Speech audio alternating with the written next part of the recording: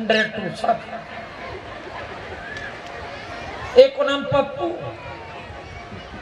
पप्पू, और पप्पू को ब्याह है बाकी पप्पू आएगो, और पप्पू के पप्पू आएगो बोडो डोकरा अभी पप्पू बनाए पप्पू, अभी बुढ़ापे में भी पप्पू है वो, ऐसे विचित्र नाम। लेकिन मेरे कहने का भाव यह है, बढ़िया नहीं है ये नाम। गोविंद के नाम पर अगर संतान का नाम रख लिया ना, मेरी माताओं से निवेदन है, तो उस पुत्र भाव से अगर तुम्हारे दिन में 100 बार नाम निकल गया तो एक माला का जाप हो जाएगा। पुत्र भाव से अपनी संतान का नाम भगवान के नाम पर ही रखें, जिससे कल्याण हो जाए। ये टू पेटू, ये अंग्रेजों के कुतिया, कुत्ता, पिल्ला, पिलिया जैसे नाम कोई नाम नहीं है। बदल दीजिए अपने आप को, थोड़ा भगवान के नाम पर राधिका, किशोरी, जानकी, बेटी का नाम रखें। शक्ति का नाम जिभ्या पर आएगा, अरे नाम डॉली, एक बार नाम ही कल्याण करता है। एक बार नाम ले और उसके बाद में बहुत सुंदर भगवान की कथा में प्रवेश करें। गोविंद गोविंद गाइए रे भजन, लाल नित्य गाइए रे गोविंद गोविंद गाइए रे, लाल नित्य गाइए रे गोविंद गोविंद गाइए रे, लाल नित्य गाइए गोविंद गोविंद गाइए रे,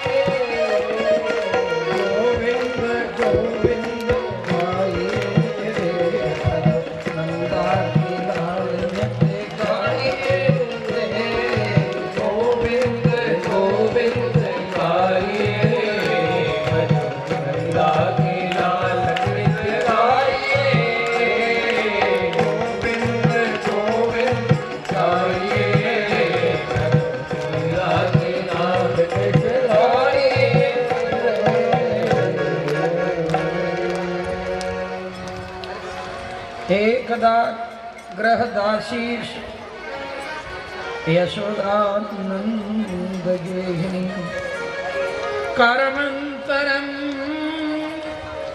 नियुक्ता निर्ममंत स्वयं दधि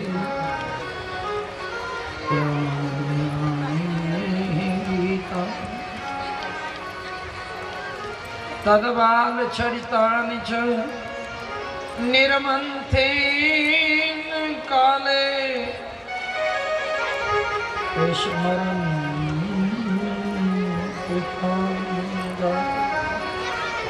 स्मरण तान्य गायति निर्मंथेन काले एकदा गृहदासी यशोदा नंद गेहिनी। नंद बाबा की गृहिणी यशोदा मैया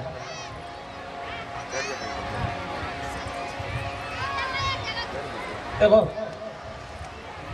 तुलसी बाबा ने मानस में और वेद व्यास जी ने भागवत जी में एक बार शब्द का बार बार आवृत्ति है, बार बार एक बार चुन कुसुम छुआए, एक बार भूपत मनमाही, तो एकदा शब्द का प्रयोग दोनों का एक ही अर्थ है, एकदा एक बार, तो एकदा गृहदासीश यशोदा, और एक बार शब्द आए तो कथा विचित्र मोड़ लेती है, ध्यान देना। एकदा गृहदासीश यशोदा नंद गेहिनी कर्मंतरम नियुक्ता निरमंत स्वयं दधी। अपने हाथ से मेरी माताएं ध्यान दें, ये यशोदा कृष्ण की, ब्रह्म की, परमात्मा की माता का चरित्र है। यहाँ कृष्ण की मैया यशोदा मैया का चरित्र है, जीवन में उतारना चाहिए। एक बार यशोदा मैया, आज की यशोदा में और उस यशोदा में थोड़ा अंतर बताऊंगा। अच्छा, आप लोगों को पता है नंद बाबा के यहाँ गऊ कितनी थी? आज थोड़ा सा पैसा बढ़ जाए ना तो आज की यशोदा छत पे खड़े होके हल्ला मचाती है, राधे बोलना पड़ेगा, मेरे पैर से चला नहीं जाता जी, पेस्ट टाइट वाला आ गया है, मेरे चेहरे पे स्क्रीन खराब हो रही है, राधे बोलना पड़ेगा। थोड़ा पैसा हो जाए तो, लेकिन नंद रानी ब्रज की रानी है, 9 लाख गौएं हैं नंद बाबा के यहाँ, और कौन नहीं जानता है।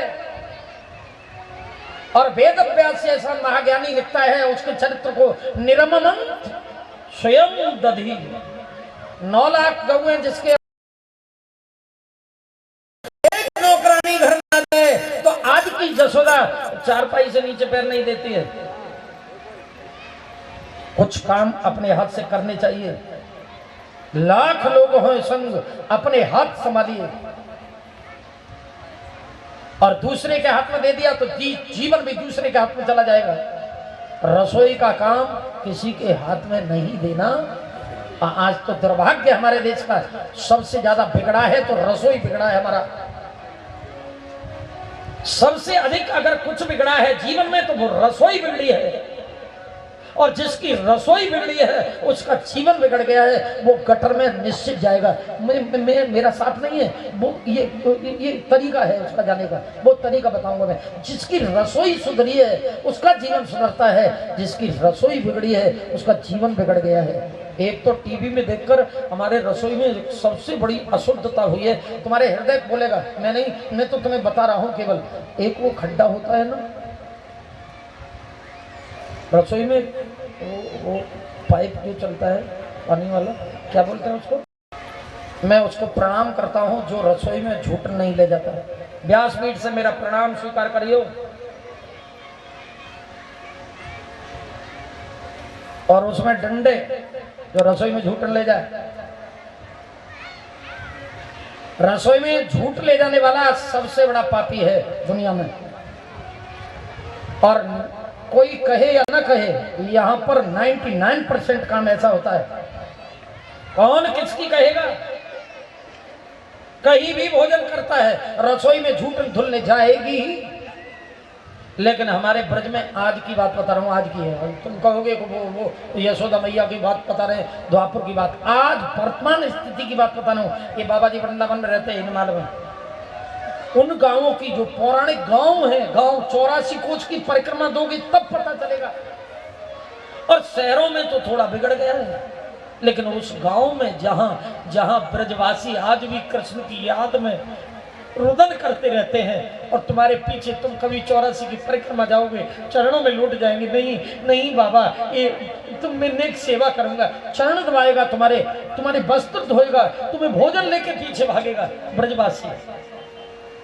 उन ब्रजवासियों के गांव में, उन घरों में ब्राह्मण क्षत्रिय वैश्य के यहाँ रसोई में कोई झूठ नहीं करता, चाय नहीं पी सकता। आज की जसोदा बहुत अच्छी देखी है, रोटी बनाती जाती है और प्याला हाथ में लगा रहता है। मैं झूठ कहूं तो मन मन में खूब गाली काटना, अगर सही हो तो तुम अपने हृदय में ठोकर लगाना कि हम इतने गंदे क्यों हैं। रसोई बनाते समय ऐसी गंदगी का काम करें जिससे हमारी वृत्ति फिट हो जाए। तुम कुछ लेकर जाइए यहाँ से, जीवन न सुधरे और खुशी से शराब न हो जाए, शिकायत करिएगा, लेकिन हम दुख का कारण, हमारे जीवन में दुख का कारण क्या है? रसोई में अपवित्रता। आहार शुद्ध हो, बुद्धि शुद्ध हो, हमारा आहार बिगड़ गया, व्यवहार बिगड़ गया, जीवन बिगड़ गया है साहब। मैं मेरी बता रहा हूं, मैंने मेरी रसोई को अंदर से बचपन से आज तक नहीं देखा। हम छोटे थे ना, पढ़कर आया करते थे, अभी ज्यादा दिन नहीं हुए, बहुत बड़े बाल थे। शैतानी कह रही थी, बोले गुरुजी पहचान में नहीं आया। केवल 3 महीने पहले ही मैंने मेरी मैया को विदा किया। 102 वर्ष की अवस्था, आया करता था दरवाजा पीठ पर लगा है, और इस शकुन से लौटा तो दूर दूर दूर दूर खड़ा हो तो हाथ पैर धुलवाती थी, बस्ते को दूध जल रहा, और हाथ में जल लेके पहले छींटे लगाया। घर में है, कहाँ गई वो संस्कृति, कहाँ गई वो सभ्यता हमारी?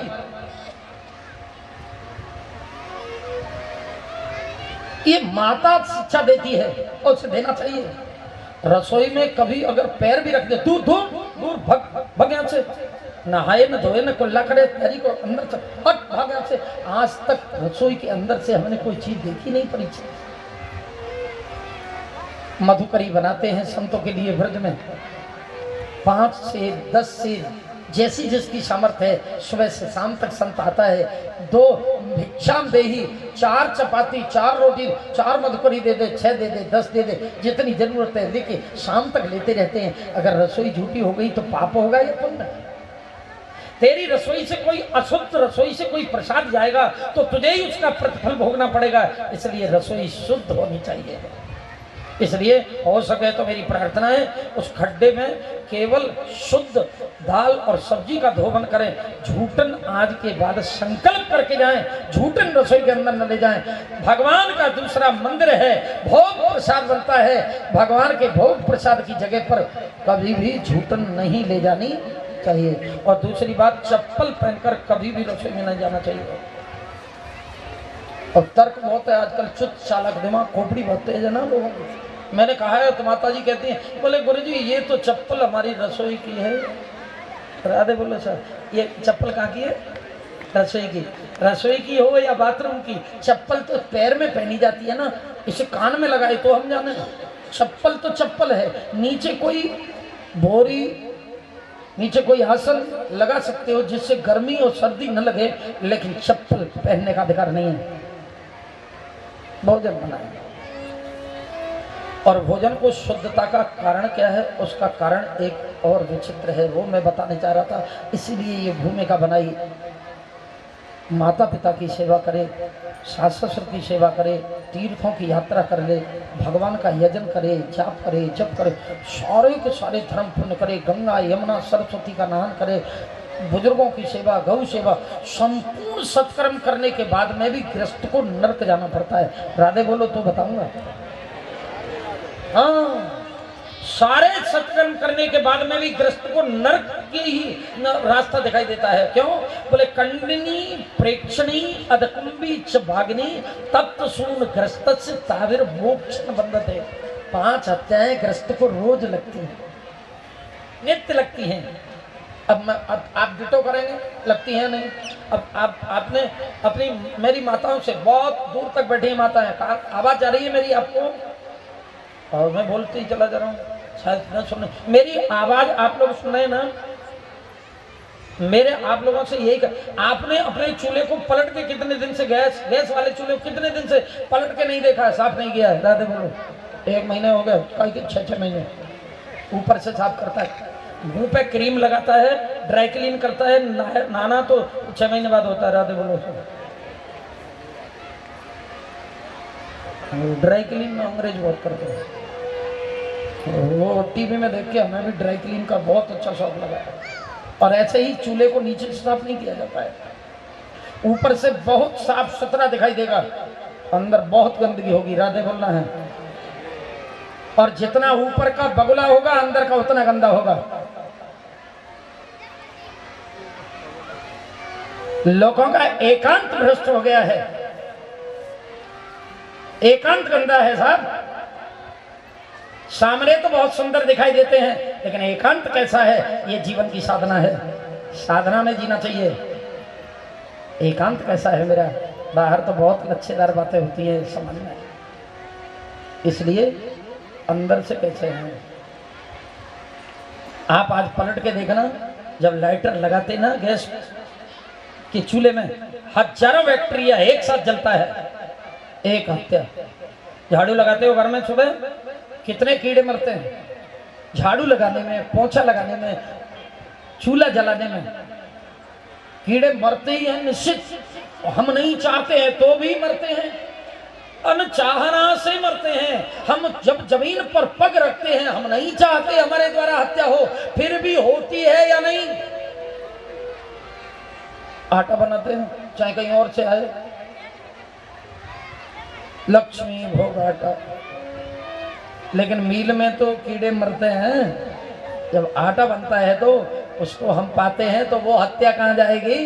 ये जो हत्याएं हो रही हैं, इन हत्याओं से कभी छुटकारे के बारे में कुछ सोचा है क्या? और जब तक इन 5 हत्याओं का छुटकारा नहीं होगा, तब तक मोक्षण बंधते, मुक्ति नहीं मिलेगी। अब उन हत्याओं से छुटकारे के लिए हमें रोज नित्य यज्ञ करना चाहिए।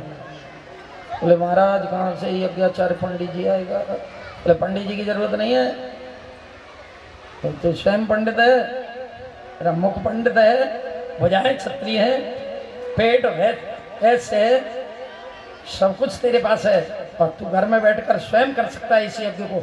चाहे तो माताएं कर सकती हैं। मेरी माताओं से प्रार्थना है, अगर इस हत्याओं से छुटकारा पाएं और मुझसे उसका नियम पूछना चाहें तो बता दूं। मना कर रही हूं, मुट्ठी हिल गई। क्यों बताऊं? पूछना ही नहीं है, कीमती प्रसादी को बेकार क्यों करूं? राधे बोल रहे हैं, ये प्रसादी बहुत बहुत कीमती है। मैं तुम हाथ उठाओगी तब बताऊंगा। राधे हाँ, अब की बात कुछ बात नहीं, अब बता। मेरा प्रार्थना है मेरी माताओं से और उन भाइयों से भी है जो 2% में आते हैं। 98% रसोई का काम माताओं के हाथ। और जिनकी गाड़ी में पहिया नहीं है, जिन्हें रडुआ कहते हैं, रडुआ भोजन तो बनाना है ना, जो भोजन में काम करता है कुछ कर। सर से लेके पैर तक जो नहान करे, मेरी माताएं ध्यान दें, ऊपर ऊपर का इतना तो 8 दिन तक रोज नहाए, वो भी माता नहीं नहाती है। सर से लेके पैर तक जो स्नान करेगी माता, उसको रसोई में जाने का अधिकार है इस बलवत सुदेव का भोजन के लिए। अब यहाँ एक शिकायत चलती है, बोले हमारी ददिया सास कह गई कि गुरुवार के दिन महाराज लक्ष्मी किनारों कर जाए, उस दिन सर नहीं धोना चाहिए ना, और उस दिन नाली का कीचड़ रख लो तो लक्ष्मी घर में आ जाएगी। अगर तेरा गंदगी दूषण दूर हो जाएगा तो लक्ष्मी किनारा कर जाएगी। नहीं, ऐसा कुछ नहीं है, ऐसा बुढ़िया पुराण है, ये कहीं शास्त्र में नहीं लिखा है। सर से लेके नख तक स्नान करे, लेकिन अपवित्र स्त्री को कभी भी रसोई में जाने का थोड़ा समझ ले, रजस्वला स्त्री को रसोई में प्रवेश का अधिकार नहीं है। आज ये नियम पता नहीं है, उस समय हमारे भाइयों को चाहिए सहयोग करें, सहयोग करना चाहिए। सर से लेके जमीन तक बिल्कुल पैरों तक स्नान करे, धुले हुए वस्त्र पहने और रसोई घर में जाए तो मुख पर पट्टी बांध के जाए। राधे बोलना पड़ेगा। माताएं कोई भी भोजन बनाए उसको रसोई में जब तक भगवान का भोग बने तब तक बात नहीं करनी चाहिए। मतलब क्या है, नियम में बता रहा हूं, मानो नमोशी है, कल अपने घर जाएं, निभाओगे लाभ मिलेगा, नहीं निभाओगे लाभ नहीं मिलेगा। मुंह पर कपड़ा बांधने का मतलब यह है कि होठों से आवाज बाहर ना आए, होठों से बाहर आवाज तो जब, लेकिन कुछ तो क्या करते हैं, चाय बनाती जाती हैं, कढ़ी बनती है और उफान जब आता है तो मैया खूब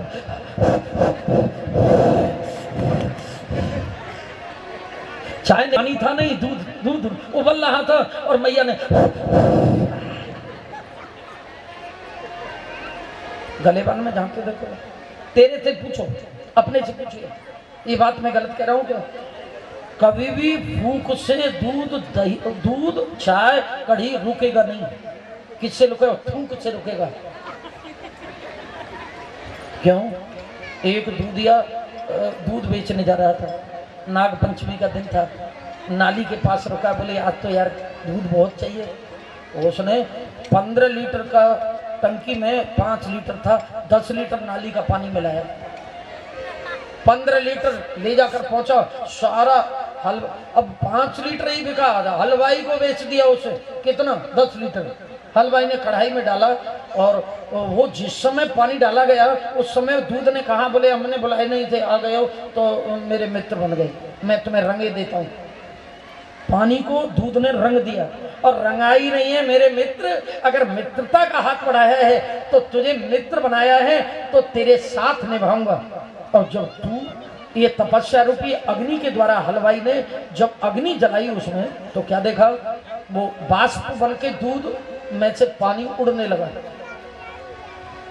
तो दूध ने देखा कि मेरा मित्र दूर हो रहा है मुझसे, तो मुझे कुछ करना चाहिए, तो दूध निकलने लगा, उबलने लगा, उफनने लगा। तो हलवाई ने देखा, बोले कि यार दूध उफनना है, तो पानी थोड़ा सा लेके उसमें छींटा मारा, तो दूध ने कहा, बोले आ गया मेरा मित्र आ गया, अब नहीं जाऊंगा। ये मित्रता है साहब, नहीं जाऊंगा, मेरा मित्र आ गया। तो ये मित्र रोकता है, ये थूक रोकता है, फूंक नहीं रोकती है। सब्जी में, दाल में, दही, मिष्ठान जो भी है उसे गिलास हाथ में लेकर, अब जरूरत गैस चूल्हे की तो जरूरत नहीं है, अब जरूरत पड़ेगी फिर अग्नि और कंडा रखना पड़ेगा गर्म, और उसे गर्म करिए, अग्नि पर 5 गिलास डालिए, भगवान का नाम लेते, बोले मेरे इस हत्याओं से छुटकारा दे भगवान। जल के छींटे लगाएं, बची हुई रोटी को तुरंत, पहली रोटी गाय की, गऊ की रोटी को निकाल दें।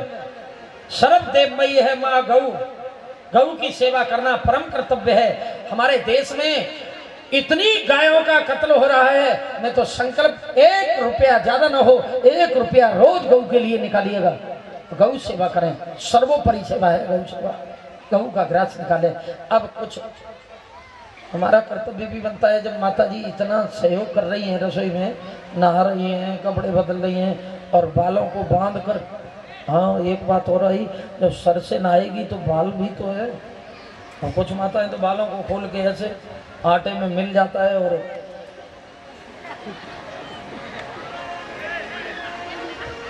ठीक नहीं। सूती वस्त्र से बालों को बांधे, बांध कर ही रसोई में प्रवेश करें। माताओं को चाहिए,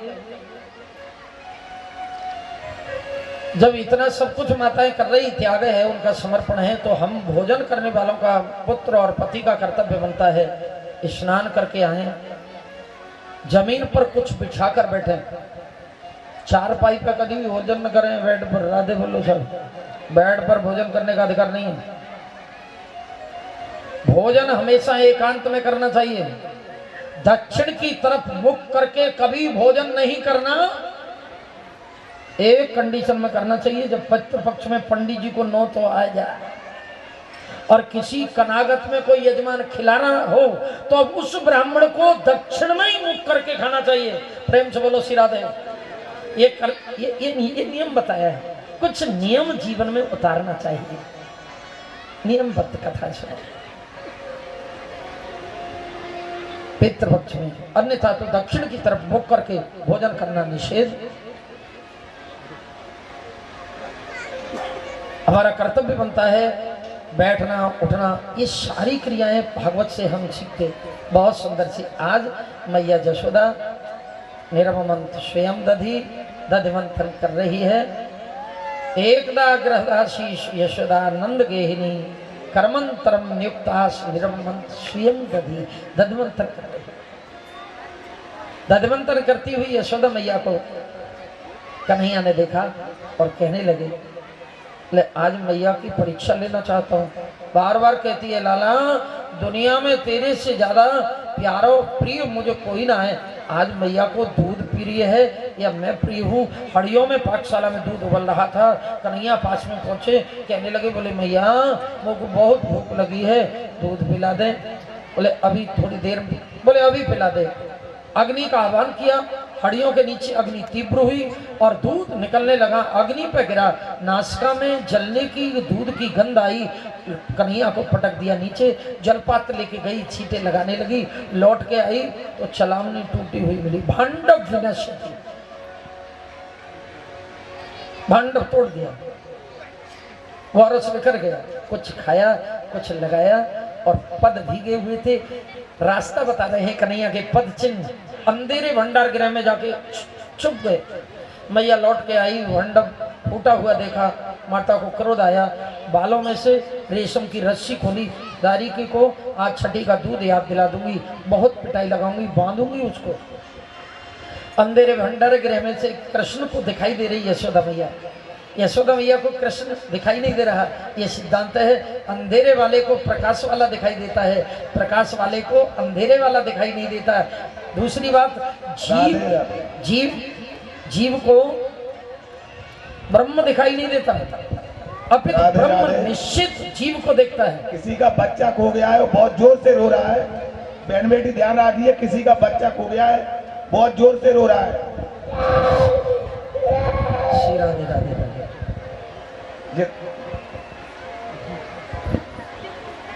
श्री राधे। माताएं थोड़ा बच्चों का ध्यान भी रखें।